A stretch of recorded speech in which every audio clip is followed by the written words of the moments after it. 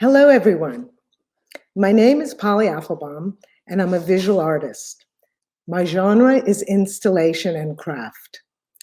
My creative capital project is an installation for Arcadia University called For the Love of Una Hale. These first images are recent installations that can give you some context for my current project. The title slide is from a retrospective of floor-based works at Belvedere 21 in Vienna in 1918. It is called Happiness Runs. This is a recent gallery show, The Potential of Women. Here you can see all the elements that are part of my current project: ceramics, wall paintings, and rugs. Waiting for the UFOs was a show that originated at the Icon Gallery in Birmingham, in England. The show traveled to the Kemper Museum of Art. In this close-up, you can see the ceramic beads suspended from embroidery thread. There are hundreds of them.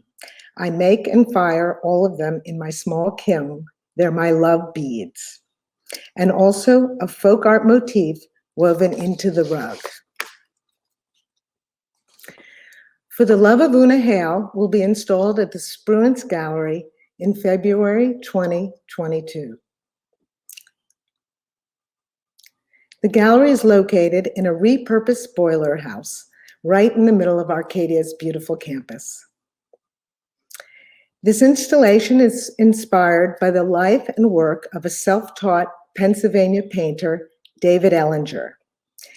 He lived in Trapp, Pennsylvania, near Lancaster, in the Pennsylvania Dutch country. He was a fascinating and complicated person.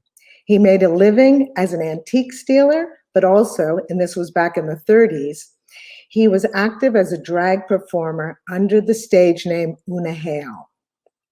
So the installation works with craft, local history, and folk art, but it also touches on the fluidity of identity and the masks we all put on.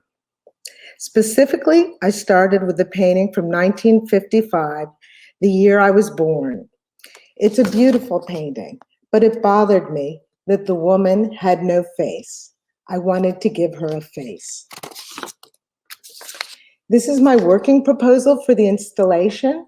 It's a map of the gallery with the walls folded down to show all the elements I'm working on. The wall colors are based on another painting by David Ellinger that you see here in the lower left.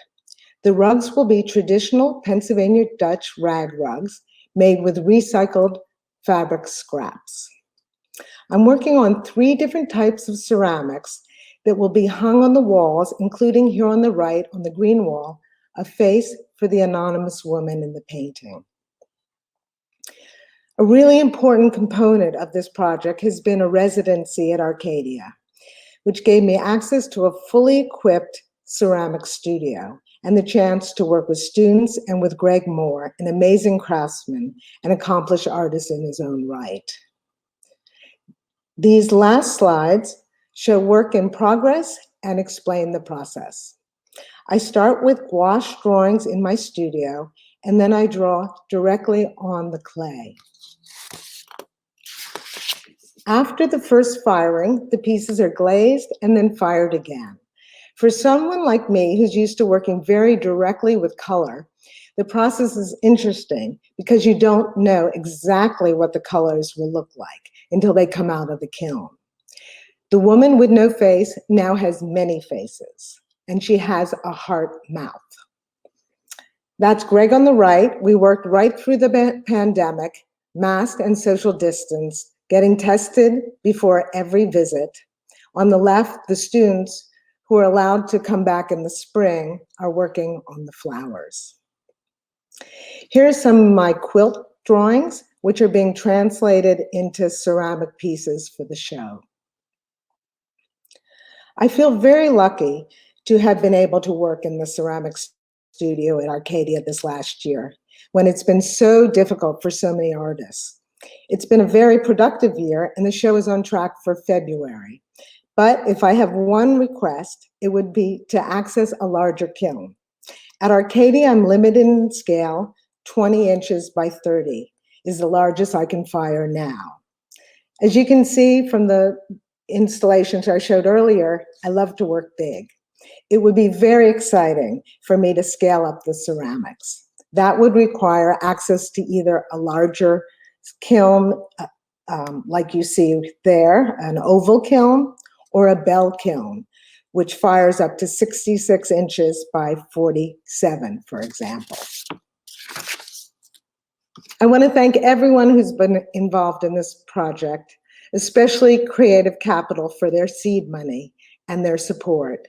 Richard Tortilla, the director of the gallery, Rachel Geisinger, Molly Foster, Greg Moore, who's been incredible, and all the women who have helped out on this project. Lex, Mia, Autumn, B, Amy, Johnny, thank you so much.